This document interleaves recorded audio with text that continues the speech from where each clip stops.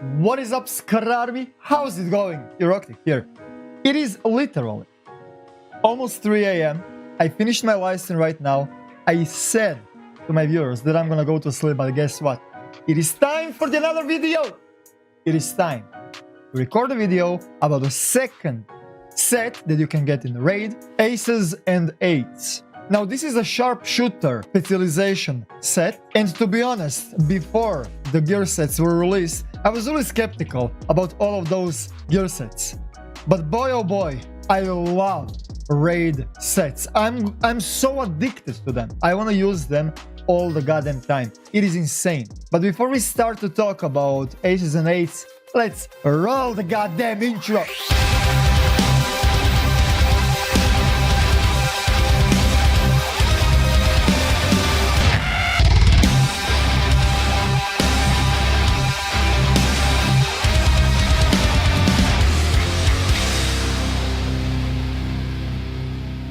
Now this is not the build yet, this is just a preview to showcase you guys how Aces and Eights works.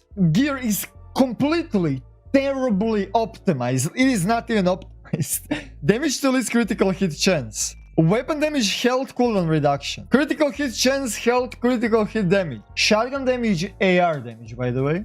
Critical hit damage, cooldown reduction. And of course, critical hit chance on weapon. Now, if you really want to make this build viable, you want damage to elites with health or hazard protection or anything defensive here. If you can get skill power, cooldown reduction, that would also be great. Standard weapon damage, armor, cooldown reduction or skill power. Critical hit chance, health on the first, and then on the second, of course, marksman rifle damage. Marksman rifle damage is the only thing that you need. And of course, weapon damage, armor percent or armor health, or whatever. On the holster, you want or health or skill power or critical hit chance. Everything will work. The only thing that matters is that it has a high roll. I'm gonna most likely go for the critical hit chance here, since 8% cooldown reduction is really nice. And also on the knee pads, you always want to have flat armor. But first, let's talk about the gear set.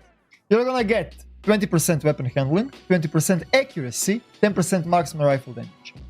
Right off the get-go, this is perfect for spammy sniper rifles, which means or SVD or MK20. They are both great, but from my testing, from the couple of hours of gameplay, I think SVD is way to go. I'm gonna notify you in my future videos when I actually make a proper build around it. 5-man requirement, Dead Man's Hand. Flip a card by shooting an enemy with your marksman rifle. Headshots flip 2. Full House increases clip size by 100% for 10 seconds. 4 of a Kind gains 30% bonus armor for 10 seconds. And also, Aces and Eights gains the next 5 bullets, 100% damage. It also, of course, requires a sharpshooter specialization to activate those last 2 talents. And also, last requirement, 6 out of 6, Sheriff's Favor. Effects a Dead Man's Hand are applied to all of your party and raid members. Which means, this is not a DPS set. This is a highly needed item set for the raids. Because the amount of the buffs that you're gonna give to your teammates in the raids is going to be insane. No matter how unoptimized my build is with the Aces and Eights, I'm going to play tomorrow with Aces in the raids. I'm gonna fully explain to you how this works. When you equip your marksman rifle, you're gonna get set of cards, 5 cards underneath your UI. If you switch it on something else that is not marksman rifle, that is gonna be gun. Which means these buffs are exclusive just for you when you are using marksman rifle. Which means these bonus sets can be only triggered by you while using marksman rifle. Although the buffs that you're gaining to yourself and to your raid members, they can use whatever weapon type they want. And like Cassette says, body shots are gonna give you 1 card and headshots are gonna give you 2 cards. So 2 for the headshot, now you get a buff. I got a 4 of a Kind. 4 of a Kind is bonus armor for 10 seconds.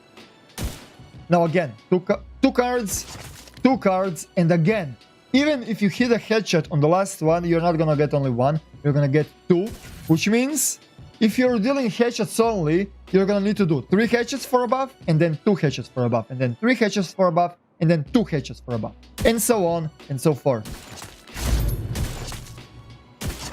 Every single time, you're gonna have a random chance to get a buff, which means you can get 3 in a row aces and eights that is gonna give your party members double damage, literal double damage for next 5 shots, or you can get armor refill 3 in a row. It is really RNG what you're gonna get, but no matter what you get, buffs are really powerful. I was running this set solo, it was really fun to use, but this build is not for solo. This set is not for solo. This build is really good even in the dark zones, because you're helping out your teammates to survive more, to deal more damage, and also you're reloading the weapons for your teammates every single time when you get a buff. When you get a buff full house, because full house is increasing bullet size capacity by 100%, which means if somebody in your team is using LMG that has 100 bullets, that person is gonna get a buff that is gonna have 200 bullets for 10 seconds. And no matter what buff your teammates are gaining, it is just incredible. And this set is so fun to use. I was completely skeptical, like I said, about this set. But when I started to mess around with the cards, when I heard that sound effect every single time when you get a buff, it is just so satisfying to spam the damage with the SVD in your enemies. It is just incredible. When you're landing those shots, you will not even have to reload. And thanks to the item set, you're gonna get 20% increased weapon handling, 20% increased accuracy, and 10% marksman rifle damage. It is like meant for people that like to spam with the SVDs or MK20s. Now on the secondary, I would strongly recommend you to use Nemesis sniper rifle. Sadly, I still do not have it, but Nemesis is a must for this type of a build. It is just brutal. I actually tried to use Merciless to see if I'm gonna get the card roll with explosive damage. That is not the case. Although, when you trigger the explosive damage is gonna actually count as a headshot damage, so you're gonna get 2 cards.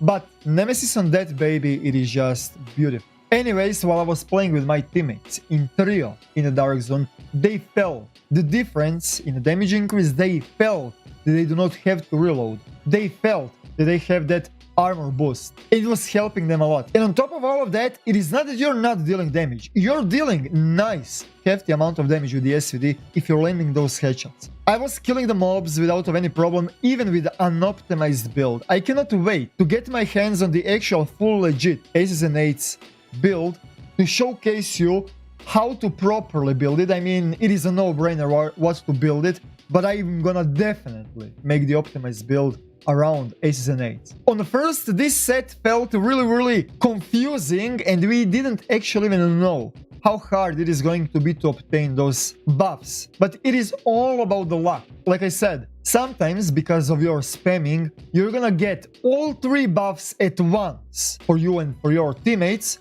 Sometimes you're gonna have a little bit less luck and you're gonna get full houses 3 in a row. But even if you get 3 full houses in a row, you're not gonna give your teammates that damage increase, but they will not have to reload for many seconds, because buff is going to be reactivated every single time when you get those decks of cards. Now, I did finish the raid with the Negotiator's Dilemma. I actually made a video yesterday about the Negotiator's Dilemma. I'm going to upload the video after this video, so you might not get the notifications if you already subscribed. But I'm gonna show you the full experience of the Negotiator's Dilemma, and I'm gonna give you in-depth thoughts for what Negotiator's Dilemma is, since this video is not for it. And I'm sorry for not releasing my LMG PV build. I'm gonna release it as soon as I can. I'm sorry. I'm doing my best to give you guys all of the information, all of the intel that I can, so you guys know what to build, what do you actually want to use. Is it worth it? Yes. Aces and eights is worth to build. Negotiator's Dilemma is worth to build. I just need snippets or blueprints from the raid bosses to make the last set piece guide and first impressions. I'm gonna definitely do it. Like, probably tomorrow, I'm going to have all 3 sets ready. So make sure to slap that subscribe button, because you're gonna hear a lot about those sets, because I love those sets. And you should definitely start working to get those sets locked and loaded, because with having people with those sets in your group, a raid is gonna be no big deal. Thank you guys for watching. Check me out on the live stream. I'm streaming from the 6 p.m. CEST. Like, subscribe, notifications on, you know everything. Tell me your thoughts in the comment section down below. I'm just gonna nuke you with the content. Thank you guys for watching. Thank you for your attention. Love you all. Eroktic out.